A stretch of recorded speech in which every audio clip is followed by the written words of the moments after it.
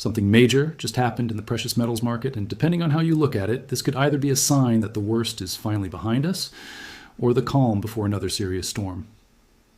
Just days after one of the sharpest crashes we have ever seen in gold and silver, the exchanges made a surprising decision that is getting everyone's attention. The timing of this move is not random, and it tells us a lot about what might be coming next. Both the Multi-Commodity Exchange of India and the National Stock Exchange decided to cut back the extra margin requirements they had recently added on gold and silver futures. In simple terms, they just made it cheaper and easier for traders to jump back into these markets.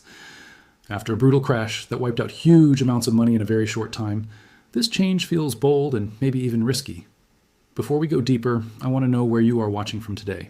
Drop your city and the local time in the comments, because here at Alex Carter Reports, I always enjoy seeing how wide this community really is.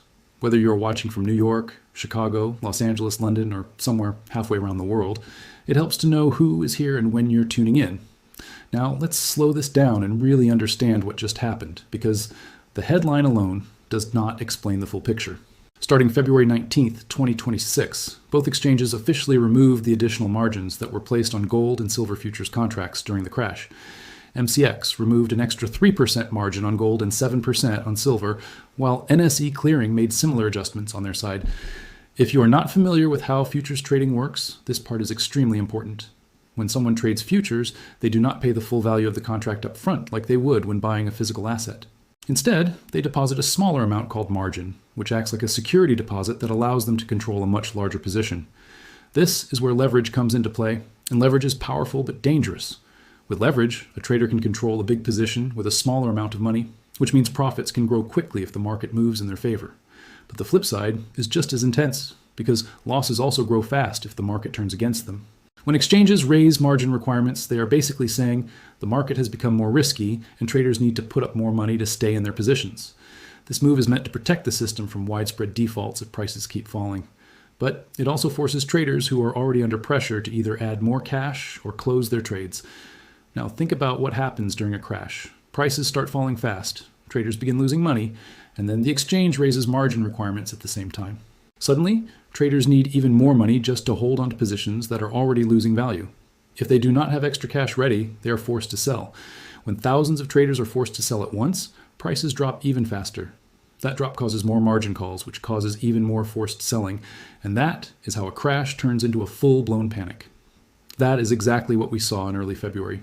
Gold and silver had been rising at a stunning pace just weeks before the crash. Gold pushed above $5,600 per ounce, and silver was trading at levels that seemed almost unbelievable compared to where it had been months earlier.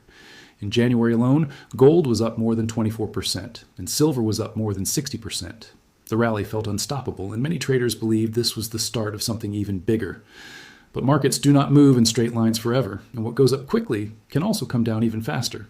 In early February, everything changed. Silver dropped more than 35% in a single day, which is almost unheard of in precious metals markets. Gold fell more than 12% on January 30th alone, wiping out weeks of gains in just hours. The same leverage that helped traders make big profits on the way up became their biggest enemy on the way down. Accounts were hit with margin calls, positions were liquidated, and portfolios were destroyed almost overnight. It was one of the most violent corrections in recent history for these metals. During that chaos, exchanges did what they always do in extreme situations. They raised margin requirements to reduce risk and calm the system. The CME increased gold margins from 6% to 8%, and silver margins from 11% to 15%, while Indian exchanges added their own extra layers of protection. At the time, that move made sense because volatility was out of control. The system needed stability, and higher margins helped slow down reckless speculation.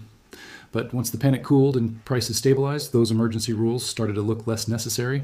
Fast forward to February 19th, and we see gold down nearly 20% from its peak, while silver has also suffered a heavy pullback.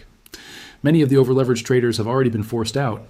The wild momentum has cooled, and volatility is lower than during the crash days. So the exchanges reversed course and removed the extra margins. From their perspective, the emergency had passed and normal conditions could return. On the surface, this looks like a sign that stability has come back to the market. But here's the key point that many traders overlook. Lower margins do not make the market safer. They simply make it cheaper to enter. The roller coaster is still the same height, and the drops are still just as steep. The only difference is that the ticket now costs less. That means more traders can jump back in, and they can use more leverage with the same amount of money. That can fuel strong rebounds, but it can also set the stage for another wave of volatility if things go wrong again. This is why timing matters so much right now. After the margin cuts were announced, gold jumped more than $160 in one session to reach $5,022.50. Silver climbed $430 to hit $70 to $781, which are significant moves in a short period of time. Naturally, traders are asking the big question, is this the start of a real recovery, or is it just a temporary bounce before another drop? There are strong arguments on both sides. Bulls believe the crash cleared out weak hands and removed excessive speculation. They argue that what remains is a healthier market with serious buyers stepping in at lower prices. They also point to long-term forecasts from major institutions. JP Morgan projects gold could reach $6,300 per ounce by the end of 2026, while Bank of America expects silver to trade between $135 and $309 during the same period. If even part of those forecasts come true, today's prices could look like a major opportunity. On the other hand, bears argue that sharp crashes are often followed by relief rallies that do not last. They believe this bounce could simply be the market catching its breath before another leg down. They also highlight concerns about the Federal Reserve potentially keeping interest rates higher for longer, which can pressure gold and silver prices. When rates stay high, holding non-yielding assets like gold becomes less attractive compared to interest-paying investments. A stronger dollar can also weigh on precious metals, adding another layer of pressure. Right now, the market is in a transition phase. The old story of unstoppable gains has been broken, and a new narrative has not fully formed yet. That kind of uncertainty often leads to choppy price action and sharp moves in both directions. Traders who rush in without a clear plan are the ones most likely to get hurt. At Alex Carter Reports, the focus is not on guessing the next move with certainty, but on understanding the risks and probabilities. The key levels to watch are clear, and how the market behaves around them will tell us much more than any headline ever could. This moment is not just about margins or a single price jump. It is about whether confidence is returning in a healthy way, or whether leverage is quietly building up again under the surface. The difference between an opportunity and a trap often becomes clear only after patience pays off. That is why discipline matters more now than excitement. This market has just reminded everyone how quickly conditions can change.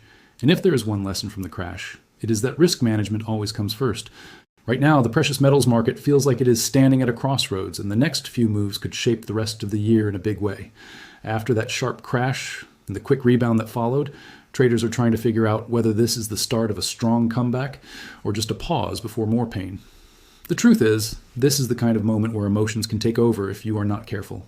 Let's start by looking at the technical picture in a clear and simple way. For gold, the April futures contract is trading around $5,000, which is an important psychological level for many traders. Round numbers like this often act as magnets in the market because people naturally focus on them. On the upside, the key resistance level sits near 5,250s. If gold can push above that level with strong buying and solid volume, it would send a message that buyers are serious and willing to defend higher prices. A break above that zone could open the door to a move toward $5,500 or even higher if momentum builds. On the downside, support levels are just as important. Silver has its own story, and it often moves faster and more aggressively than gold. The March futures contract is trading around $77, which keeps it well above the recent crash lows but still far from its earlier highs. Silver tends to exaggerate moves in both directions, so traders have to be even more careful. The key resistance level for silver is near $90. A strong break above $90 would likely attract new buyers and signal that momentum is returning in a meaningful way. But until that level is cleared, the recovery remains unproven. On the downside, support sits around $71.80, with stronger support at the February low of $63.90. If silver drops back toward those numbers and breaks below them, it would suggest that sellers are still in control. That kind of move could quickly shake confidence again. Now let's talk about what these technical signals actually mean in everyday terms. Charts do not predict the future with certainty, but they show us how buyers and sellers are behaving. When prices hold above support and break through resistance, it tells us that demand is stronger than supply. When prices struggle at resistance and fall back toward support, it shows hesitation and doubt. In markets like this, hesitation can quickly turn into fear if negative news hits at the wrong time. That is why watching price behavior around key levels is so important. Another factor that cannot be ignored right now is the Federal Reserve. Interest rate expectations have a powerful influence on gold and silver because these metals do not pay interest. When rates are high, investors often prefer assets that generate income. During the January meeting, the Federal Reserve kept interest rates unchanged. But the bigger question is what happens next and how the market interprets future signals. Even small changes in language from the Fed can move markets sharply. Governor Michael Barr has suggested that rates may need to stay steady for an extended period until inflation clearly moves toward the 2% target. That kind of message leans toward a cautious and firm stance on monetary policy. Higher rates for longer can act as a headwind for precious metals. At the same time, Chicago Fed President Austin Goolsbee mentioned that further rate cuts could be possible this year if inflation continues to ease. That comment introduces hope for more supportive conditions. When Fed officials send mixed signals, uncertainty grows.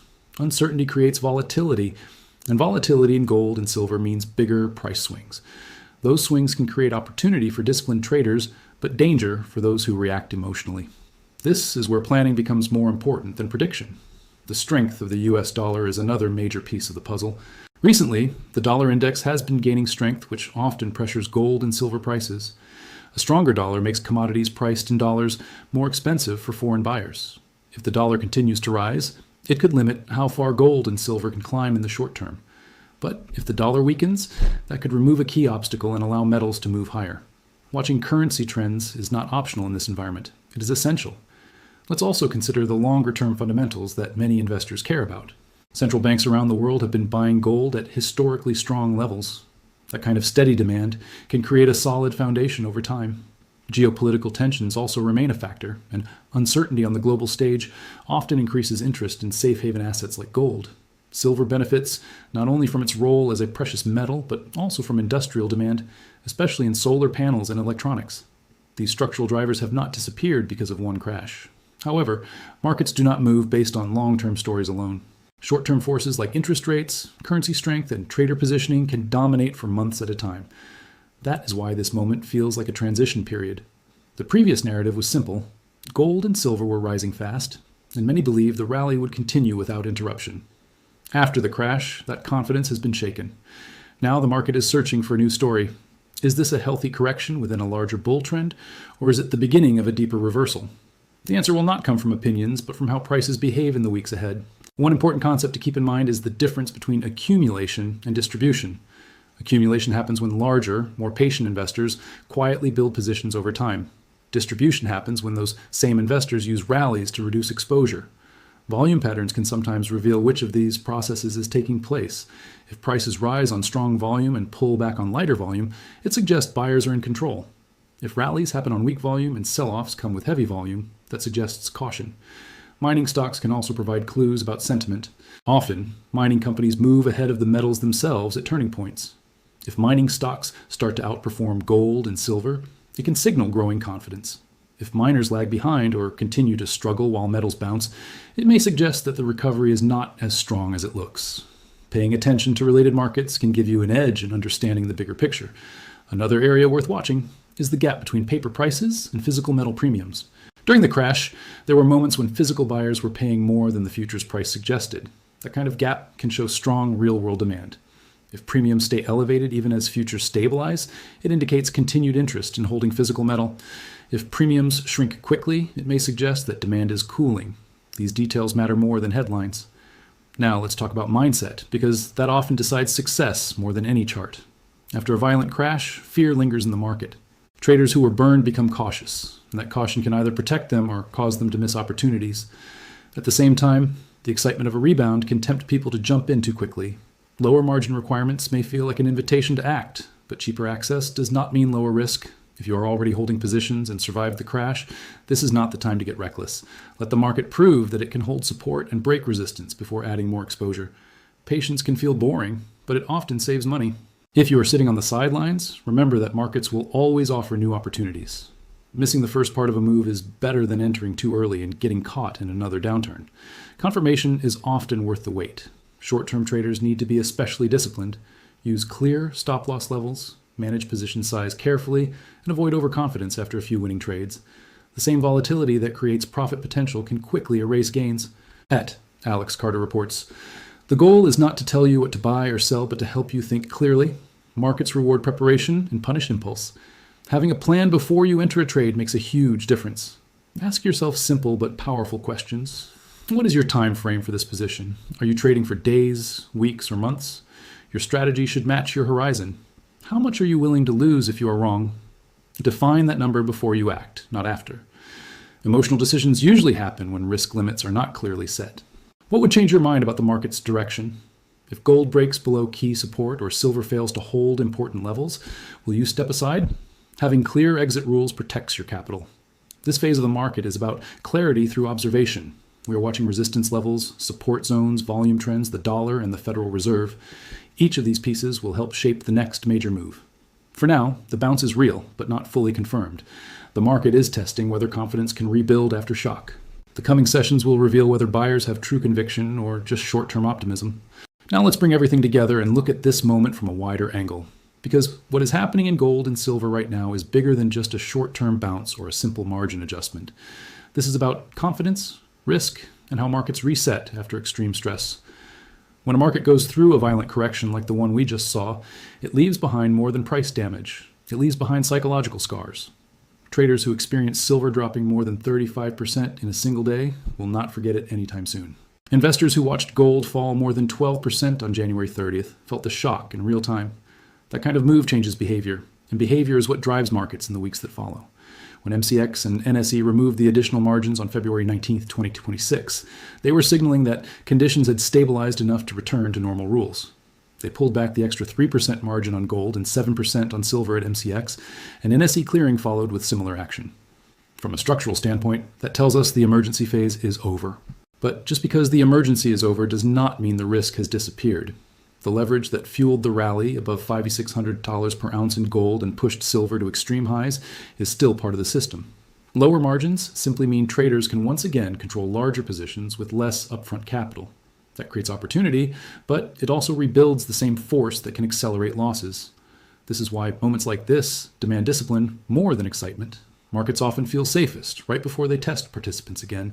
Think about how the rally felt in January when gold was up more than 24% and silver was up more than 60%. The mood was optimistic, almost unstoppable.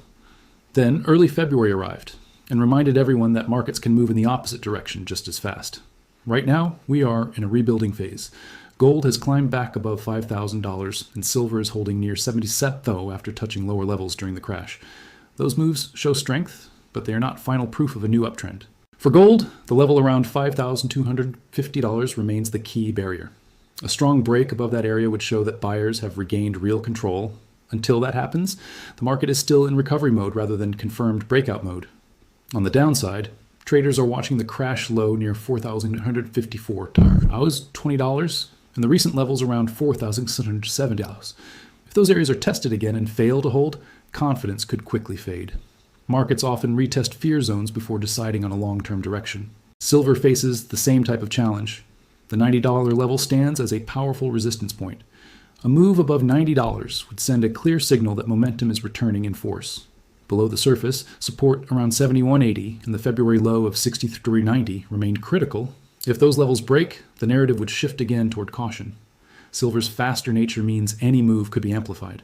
Beyond charts, we must look at the macro forces shaping this story. The Federal Reserve remains one of the most important drivers for precious metals. With rates currently unchanged but future direction uncertain, every comment from policymakers carries weight. If the Fed eventually leans toward rate cuts, that could support gold and silver because lower rates reduce the opportunity cost of holding non-yielding assets. If rates remain higher for longer, pressure could build again. Markets are constantly adjusting expectations based on these signals. The strength of the US dollar also plays a major role. A strong dollar tends to weigh on precious metals because it makes them more expensive globally. If the dollar keeps climbing, it could limit upside momentum. However, if the dollar weakens, it could act as fuel for another rally. Watching currency trends alongside metal prices helps complete the bigger picture. No market moves in isolation. Long-term fundamentals still support interest in precious metals. Central banks continue buying gold at strong levels. Geopolitical tensions have not disappeared. Industrial demand for silver, especially in solar energy and electronics, remains a real driver. These are structural factors that do not vanish overnight. But short-term price moves are often driven by positioning and sentiment more than long-term logic. This is why the idea of a trap versus opportunity remains so important. An opportunity setup would show higher lows, rising volume on up days, and steady accumulation. A trap would show weak rallies, heavy selling on pullbacks, and failure to break resistance. Right now, we see mixed signals. The bounce off the lows is encouraging, but major resistance levels are still intact. The CME has not eased margins the same way the Indian exchanges have, which suggests caution remains in parts of the global system. That detail matters more than many people realize. Different exchanges acting differently can reflect different risk assessments. So what should you actually do with all of this information? First, understand that you do not need to rush. Markets reward patience far more often than impulsive action. If you are already invested and managed your risk through the crash, focus on protecting gains during this recovery. Let confirmation come before increasing exposure. The cost of waiting is often smaller than the cost of being wrong too early. If you're looking for a new entry, consider scaling in slowly rather than going all at once. Small positions allow you to test the market's strength without taking excessive risk. Flexibility is a strength, not a weakness. For active traders, volatility remains high enough to create opportunity, but strict risk management is non-negotiable. Lower margin requirements make trading cheaper, not safer. Always define your exit before you define your profit target. Know where you are wrong before you decide where you want to be right. This mindset alone separates long-term survivors from short-term gamblers. It is also helpful to step back and think in probabilities rather than certainties. No one knows for sure whether gold will reach $6,300 by the end of 2026, as projected by JP Morgan, or whether silver will trade between $135 and $309 as forecast by Bank of America. Those projections create possibilities, not guarantees. Your job as a trader or investor is not to predict perfectly. Your job is to manage risk while positioning yourself for favorable outcomes. That balance is what creates long-term success. At Alex Carter Reports, the focus is always on understanding both sides of the story. Bulls have reasons for optimism. Bears have reasons for caution. The market is now waiting to see which side gains control. Price behavior around key levels will tell us more than opinions ever could. Watching how gold reacts near $5,250 and how silver behaves around $90 will provide powerful clues. Keep an eye on volume, the dollar, and Federal Reserve communication. Monitor mining stocks for leadership signals. Observe physical premiums for signs of real-world demand. Each of these pieces acts like a puzzle part. When they begin aligning in the same direction, the larger trend becomes clearer. Until then, discipline matters more than bold predictions. This phase of the market is about rebuilding trust after shock. Confidence returns slowly, and sometimes markets retest fear before confidence becomes solid again. If there's one lesson from the crash, it is this: protecting capital is more important than chasing every move. The best traders are not the ones who catch every rally. They are the ones who survive long enough to participate in the moves that truly matter. Before we close, I want to hear from you. Are you bullish on gold and silver right now? Bearish, or simply waiting for clarity? Did you get caught in the crash? And if you did, what did you learn from it? Your experience matters because markets are made up of people just like you. Share your thoughts below and let's learn from each other. That is what makes this community strong. If you found this breakdown helpful, make sure you subscribe to Alex Carter Reports and turn on notifications so you never miss an update when markets move fast. Join the conversation, stay engaged, and keep sharpening your perspective. Remember, everything discussed here is for educational purposes, based on publicly available information and market analysis. This is not financial advice, and you should always make decisions based on your own research, your own risk tolerance, and your own financial situation. Stay patient, stay disciplined, and stay aware of the bigger picture. The margin reductions may have reopened the ride, but how you choose to step on that roller coaster is entirely up to you.